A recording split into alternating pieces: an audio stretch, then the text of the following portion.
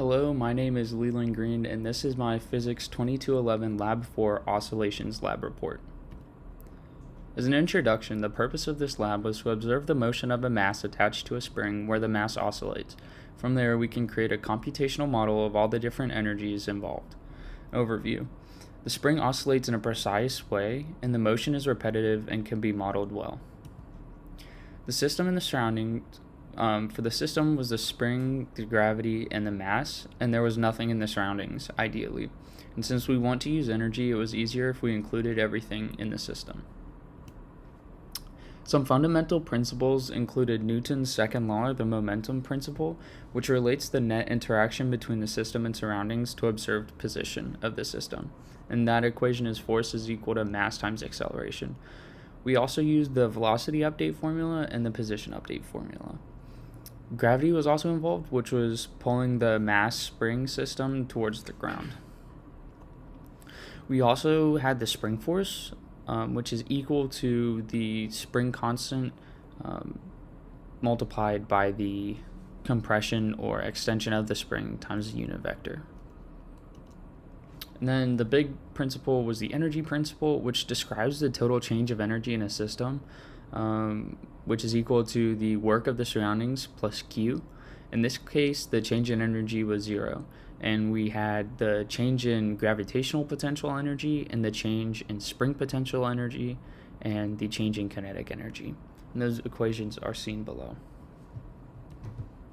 The procedure was to import the oscillating mass video into Tracker and analyze the position for each frame, and then export the X and Y position data. From there, we created a computational model in GlowScript that utilized the position data above. We can graphically and visually observe the mass's energy based on the graphs that GlowScript generates. Here was the video from Tracker.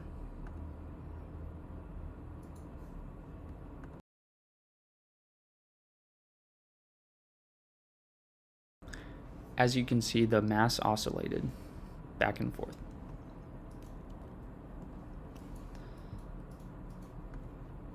The data for GlowScript included the ball's initial mass, or initial position, the ball's mass, and the ball's initial velocity.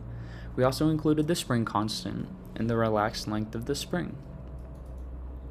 Further down, we included the computation to determine the compression distance of the spring along with the unit vector, and then we used S, which is based on Hooke's law, which is just L minus L naught.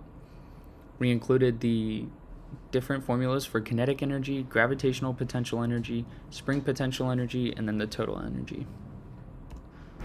For the while loop, we set the time to be less than the total time of our spring oscillating system, which is 9.429 seconds. And we continued to fill out the other parts of this, notably including the gravitational force, the spring force, the net force, which is the gravitation force plus the spring force, velocity update formula, position update formula, and then we also just put down the spring system update and then the change in energies. So these are the position versus time graphs that came from GlowScript. As you can see, the mass oscillates both in the X and Y direction, and the modeled mass is very close to the actual experiment. And this is the change in energy graph, where we can see that the energy does not change, or the total energy, but each different part of the energy does change. Some sources of error include rounding, inaccurately tracking the motion in Tracker, and then work done by the surroundings. This could lead to major and minor differences. For the modeler system, is the energy principle satisfied? So there's no external forces, so the change in energy is 0, and the energies always balance out, notably with the spring force, the spring energy, potential gravitational energy, and then the change in kinetic energy. It always balances out, so the net energy is 0, so therefore the energy principle is satisfied. Estimating oscillation periods. For the X position, it was about 1.5 seconds, and for the Y position, it was about 1.3 seconds. So they're slightly different because the spring constant varies slightly in each direction, and that can be because the spring is more or less stiff in a particular direction. In conclusion, the energy principle can be utilized to observe the changes of energy in a system. A spring mass system oscillates in a consistent manner, or in this case it did, and Newton's second law can still be applied to more complex systems, and it still remains accurate. Thank you very much.